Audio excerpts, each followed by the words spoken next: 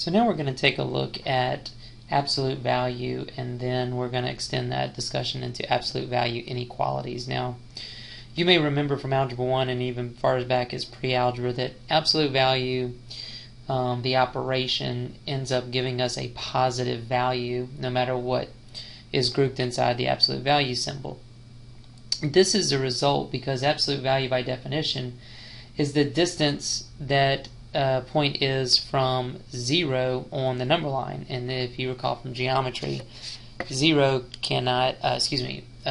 cannot be a negative value. So absolute value equations are equations that have the variable within inside the grouping symbol of the absolute value bars. And since we know that the distance can be on either side of the value of 0, we are going to have two possible solutions for absolute value equations.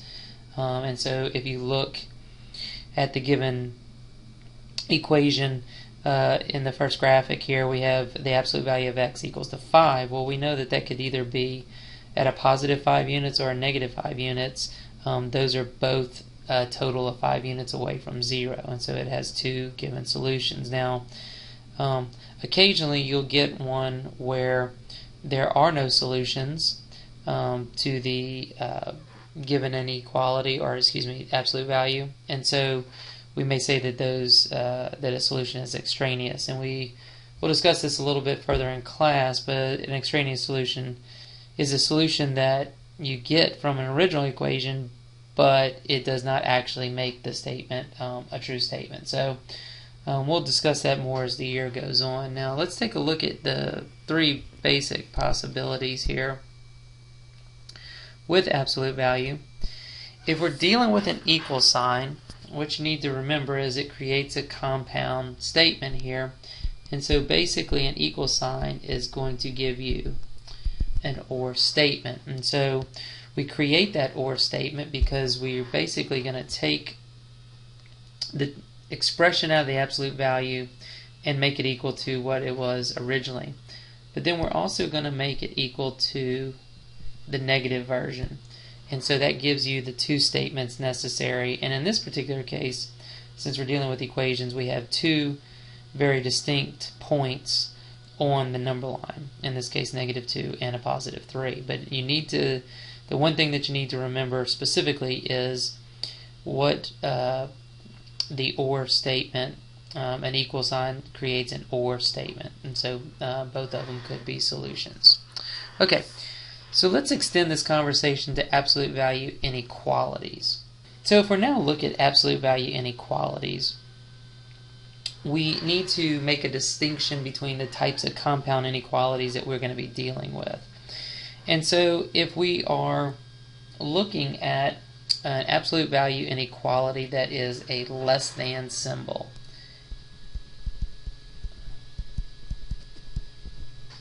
so less than symbols create an and statement, and then you can see on the number line in this graphic that that creates a range bound set of solutions. In this case, from -3 to +3, all those are within or less than 3 units away from the given point of 0. So the first thing you want to be sure you remember is less than is an and compound inequality. If we look at the or statements, you can see that a greater than symbol, so the greater than symbol is going to give us an or statement as well. So we have equal signs that will give us an or statement, and we have greater than will also give us an or statement. And so all values greater than 5 units away from 0 would be graphed in the graphic that you see right there on your screen. Now, we give you a summary of all of these parts with absolute value inequalities along with their interval notation. So you would definitely want to pay close attention to that. So we have a sample problem number 4 down here. Go ahead and take a look at those, pause the video and work through that, and then come back and check your solutions here in a second. So the first one it gives us an absolute value statement that is less than. So I know that that's going to be an and statement, and I can write an and statement inequality as a collapsed form. So I'm going to do that. I know that the 3x plus 2 is going to be less than the original 7, but it's also going to be greater than negative 7. Now I could have broken that up into two completely different steps, two separate simple inequalities, but I've decided to keep it together in one collapsed form and then work my way through it this way. So I'm going to subtract 2 from both sides. And then I'm going to divide all parts by 3,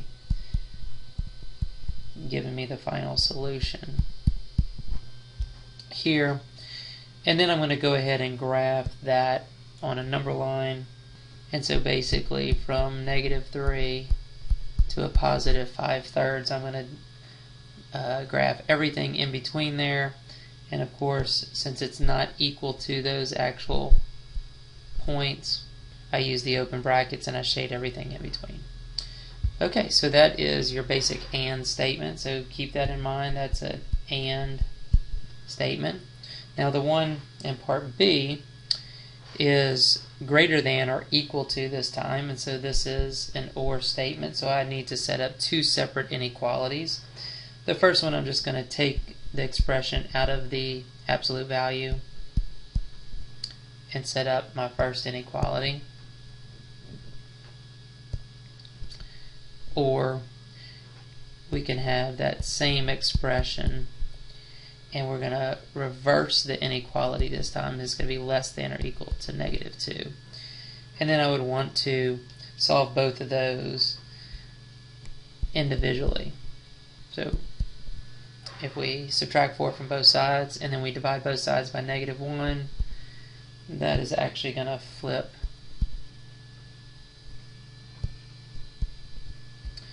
our inequality, and then we'll do the same thing over here. And then lastly, we want to graph this absolute value inequality. And since they're both equal to, I'm going to use close brackets, and then I'll just go ahead and shade the part of the number line to infinity. And there is our compound inequality with an OR statement from absolute value inequality. Okay, and that is a quick reintroduction to inequality statements and absolute values. This should be a nice review from what you learned back in Algebra 1.